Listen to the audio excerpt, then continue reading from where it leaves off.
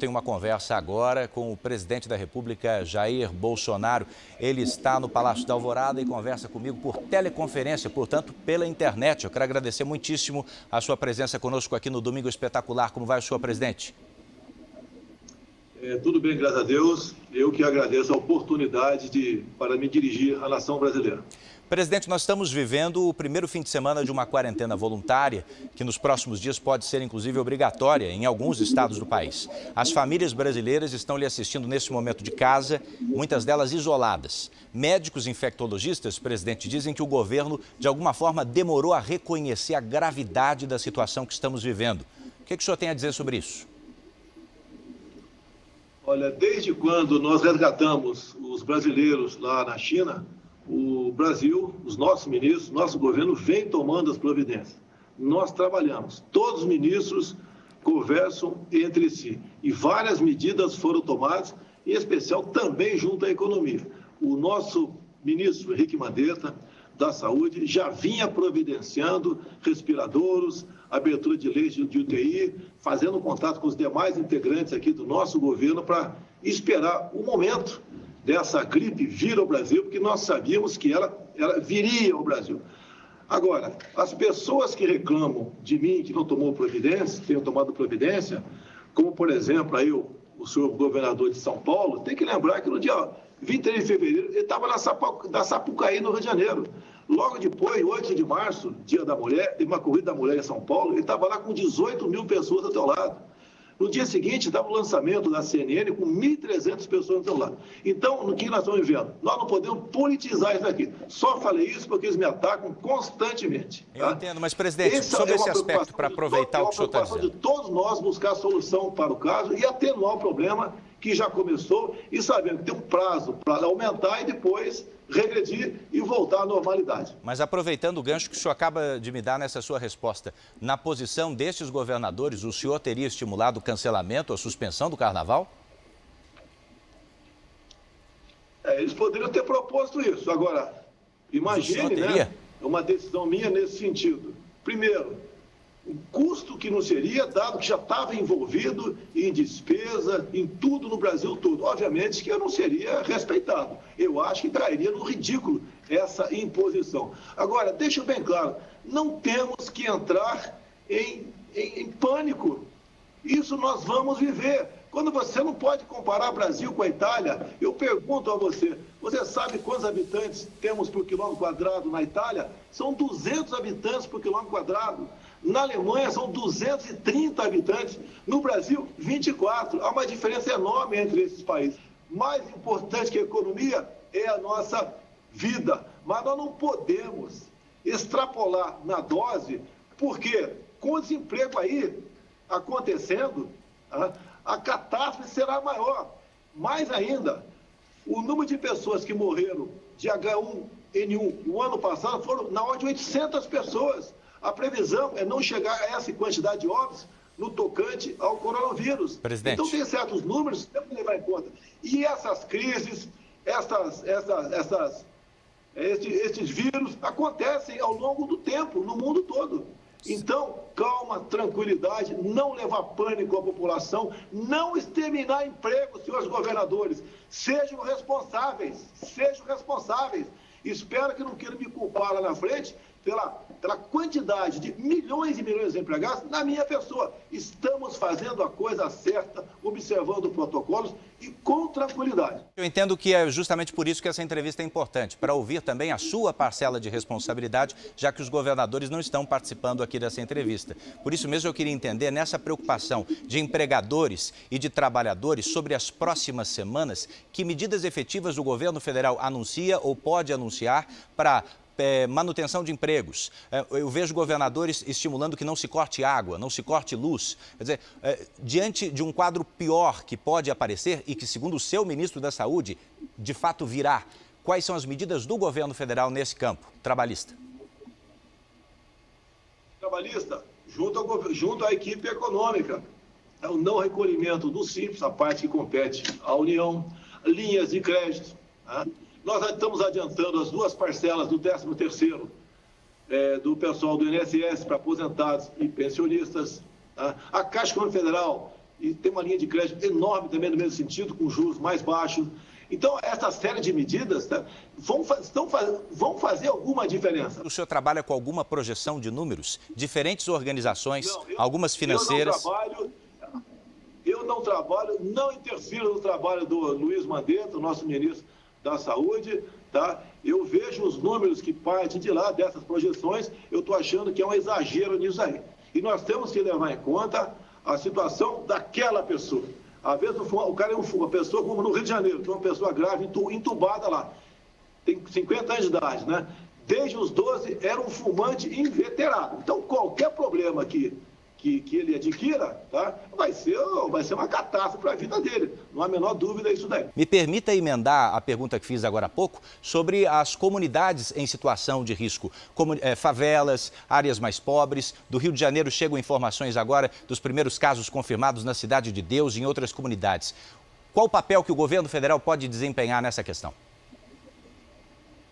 Olha, tem uma comunidade do Rio de Janeiro, não vou falar o nome aqui, vão falar que estou discriminando, né? Tem um número de tuberculose muito alto. Tá? Entrando o vírus lá, com toda certeza, nessa comunidade, vai ter muita gente que vai perder a vida, porque vai ser agravada por esse vírus. Cuidado que tem que ter. Repito, é a mesma coisa, evitar a circulação. Já ficou claro nessa entrevista e em outras, presidente, que o senhor vem trocando farpas com governadores, sobretudo no Rio e em São Paulo. Eu pergunto para o senhor de maneira clara, em que isso ajuda ao enfrentamento da crise que estamos vivendo? Primeiro, você não me vê atacando nenhum governador, nenhum, zero. Eles que me atacam constantemente. Fogem da sua responsabilidade e atacam o governo federal. O senhor chamou um deles de lunático? Por parte deles, que não começou agora, não. É desde o início do ano passado que eles me atacam. Assim como a grande mídia, com raras exceções, me ataca constantemente. E digo mais, brevemente, né, o povo saberá que foram enganados por esses governadores e por grande parte da mídia nessa questão do coronavírus. Já que estamos no ambiente político, o senhor percebeu ao longo dessa semana panelaços a favor do governo, contra o governo. O senhor disse que considera essas manifestações democráticas e as respeita, mas eu gostaria de saber de sua parte, o que de concreto o senhor pensa em fazer para resgatar a confiança daquela pessoa que não está concordando com a sua postura diante dessa crise? Não estou preocupado com a minha popularidade, se vou estar bem ou não. Até porque ninguém acredita em pesquisa no Brasil, não estou preocupado com isso. Esses panelaços foram incentivados, né, antes de acontecer pela Globo. A TV Globo botou várias vezes no ar dizendo que naquele dia, no dia seguinte, teria uma manifestação contra o presidente Jair Bolsonaro, endossada pela revista Veja, que fez campanha também, entre outros órgãos de imprensa. É uma campanha deslavada, é uma campanha descomunal, absurda, contra o chefe de Estado, que simplesmente, né, teve a coragem de cortar a propaganda dessas grandes empresas. Acabou a mamata para eles, querem me tirar de qualquer maneira. O nosso governo, com todo respeito, né, tem um time de ministros que eu duvido que tivemos isso no passado, podemos ter no futuro com alguém do perfil diferentemente do meu. Então, a grande mídia, governadores, de olho na minha cadeira, se puder antecipar a minha saída, eles farão isso daí, mas da minha parte não terão oportunidade disso. Nós vamos continuar fazendo nosso papel. Não é discutir quem está bem ou quem não está bem diante de panelaços armados pelo sistema Globo. Se for armar um panelaço, se alguém quiser armar um panelaço contra a Globo à noite, o Brasil vai se transformar aqui numa caixa de som. Tá? Exatamente diferente do que eles pregam, acontece com o meu governo. Estamos fazendo nosso trabalho despreocupados com a minha popularidade. A minha popularidade é o que menos interessa. Eu quero, se Deus quiser, no futuro, entregar um Brasil muito melhor para quem me suceder do que eu peguei em janeiro do ano passado. Me permita trazer de volta o assunto para essa crise, para a pandemia que estamos vivendo. Vamos falar da vida das pessoas. O senhor falou aqui sobre os receios em relação a desabastecimento. O que o governo federal tem feito para enfrentar isso, para lidar com isso? Se preparando, como? Comprando equipamento hospitalar, fazendo videoconferências, conversando. Daqui a pouco eu tenho hoje, domingo, uma videoconferência com o governador, com o prefeito de 20 grandes cidades, ao lado do ministro da Saúde, vendo o que eles precisam. Estamos fazendo um contato direto com os prefeitos, porque lá é que o povo vive, e não na fantasia de alguns governadores. Então, esse é o nosso trabalho, e acalmar a população. Evitar que o pânico chegue no meio da população, porque as consequências serão dramáticas, serão trágicas. E, no momento, já temos um problema. Os governadores são verdadeiros exterminadores de emprego.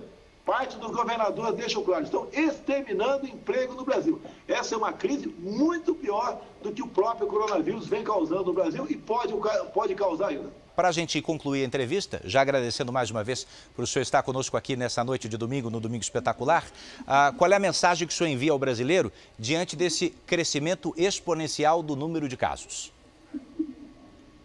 Olha, fé, quem acredita em Deus, orações, tá? Vamos ter paciência, calma, isso passa, não tem como evitar, no momento, não tem vacina, não tem remédio, se bem que, meus parabéns ao Hospital Beto Einstein, que está aqui tomando providências, né, no sentido de avaliar a eficácia da cloroquina nos portadores da Covid-19. Parabéns, se me permite aqui, a indústria farmacêutica Apsen, que produz o hidroxicloroquina, que pode ser o remédio para isso, que disponibilizou toda a sua produção gratuita para atender os necessitados do Brasil. Meus agradecimentos aos laboratórios químico-farmacêuticos do Exército e da Aeronáutica, que vão começar a produzir mais equipamento para enfrentar esse problema. Se bem que, deixe bem claro, está faltando esse remédio nas farmácias e eles são usados para combater a malária, a artrite e lúpus. Então, pessoas com esse problema estão com ausência desse remédio. E esses laboratórios, o nosso e a Apsen, já estão em condições de fornecer, a partir de segunda-feira ou terça, esse remédio para que essas pessoas possam fazer uso dele. Então, estamos antecipando a problemas, mas estamos também colaborando em contato aqui, o Brasil, a nossa Anvisa, em contato com o nosso semelhante nos Estados Unidos, buscando saber até que ponto realmente esse remédio, que chama-se aqui no Brasil Reuquinol, pode ser constatado como importante para a cura de quem vier se acometer do Covid-19. Obrigado pela entrevista, presidente. Obrigado.